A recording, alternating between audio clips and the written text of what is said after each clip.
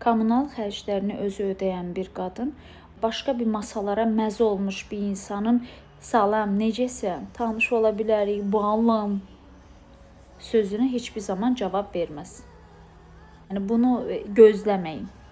Yəni öz işlərini, öz gecə-gündüz öz işini görüb, hər ixtisasda gəlişdirib, ayaqları üstünə durub, baxımına qədər ödəyən bir qadından siz elə şey gözləməyin.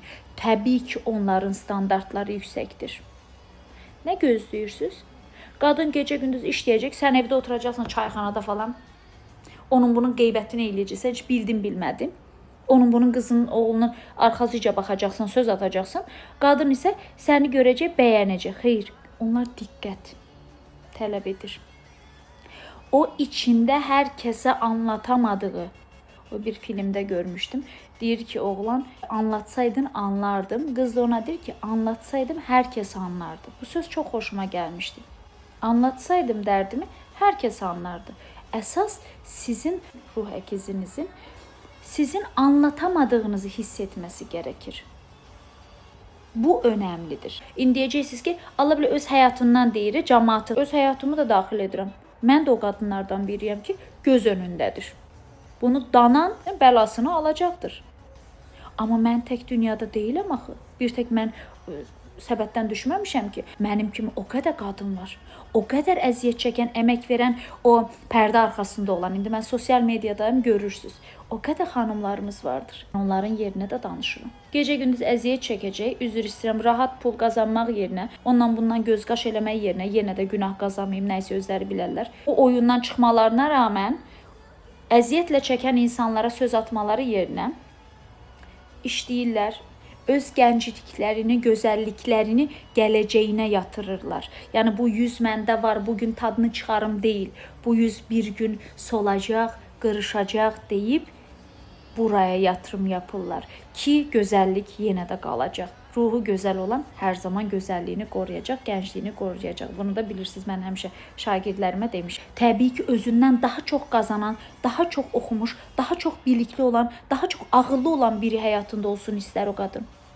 Yoxsa düşünsənizə, elə özümdən yenə misal gətir. Gecə-gündüz işləyirəm, gözünüzün önündə, uşağımı böyüdürəm. Hər şeyini özüm Allah mənə güc verdiyi sürəcə, ay Allah, şükür sənə.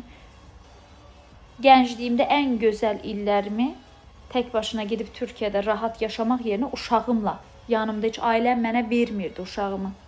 Deyirdi ki, sən öz həyatını yaşamamısan, sənə inanırıq. Yəni get yaşa, gəz toz deyil, sənə inanırıq da get gəncliyini yaşa. Dedim, qala bilmərəm uşağımsız.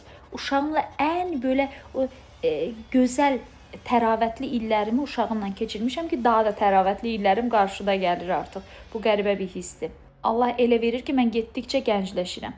Çətinliklər görmüşəm, gözəlliklər görmüşəm və işi gücü olmayan, oturub boş-boş ana-ata puluna hesablayan, özünə heç bir yerdə inkişaf elətdirməyən biri həyatıma girəcək. Mən də nə gözəl, ya da yaraşıqlı, ya da bir dənə xarici maşını var deyə qəbul edəcəm. Niyə? Mən onsuz da uşağıma baxıram, özümə baxıram. Üçüncü nəfərə baxmağa heç gücüm yoxdur. Heç istəmirəm də. Təbii ki, mənim həyatıma girənin imkanı məndən daha yüksək olacaq.